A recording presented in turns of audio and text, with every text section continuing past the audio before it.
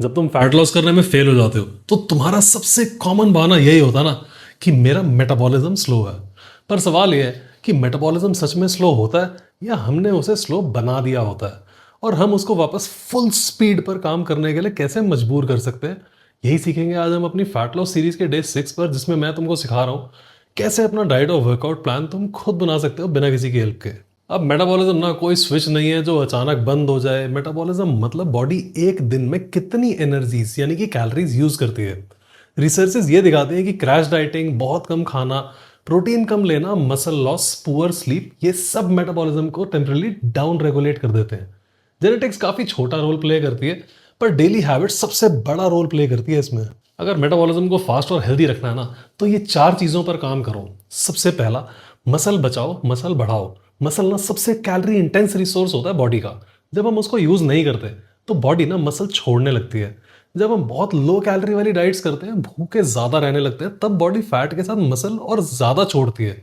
और जितना ज्यादा मसल कम होता जाता है ना, उतना हमारा मेटाबॉलिक रेट स्लो होता जाता है।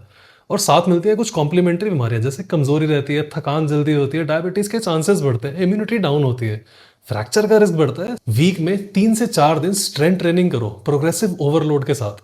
मसल रिटेन भी होगा, बढ़ेगा भी, और इसी से मेटाबॉलिज्म और ओवरऑल हेल्थ दोनों इंप्रूव होंगे। और नई लड़कियों, तुम हल्क जैसी बिल्कुल भी नहीं दिखने वाली हो।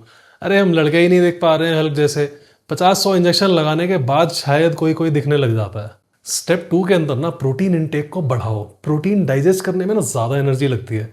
इससे बोलते हैं थर्मिक इफेक्ट, और इससे किडनी खराब नहीं होती है। जिसकी किडनी खराब होती है, सिर्फ उसको प्रोटीन इंटेक कम रखना चाहिए। लेकिन उनको जितना कम रखना चाहिए, 80% भारत की जनता तो उससे भी आधे पर चलती है। और हाँ, चांसेस है कि तुम भी उन 80% में से ही हो, और कुछ साल पहले तक मैं भी उन 80% में से ही था। स्टेप नंबर 3, रोज मूव करो। सिर्फ जिम काफी नहीं है, घर के काम, थोड़ा वॉक और सामान लाने के लिए स्विगी जोमेटो की जगह खुद जाकर ले आओ। ये सब तुम्हारा NEAT बढ़ाएगा। NEAT तो याद है ना, non exercise activity thermogenesis, day 3 में सिखाया था।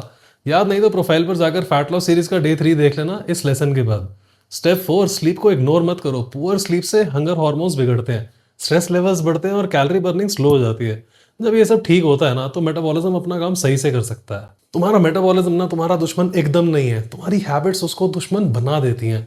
अगर तुम जेन्युइनली अपना बॉडी चेंज करना चाहते हो तो मुझे फॉलो करो, क्योंकि तुमको फिट बनाना ना अब मेरी जिम्मेदारी है। और अगर तुमको जिंदगी में दोबारा कभी मोटा नहीं होना है, तो अगले 24 दिन तुम एक भी स्टेप मिस मत करना।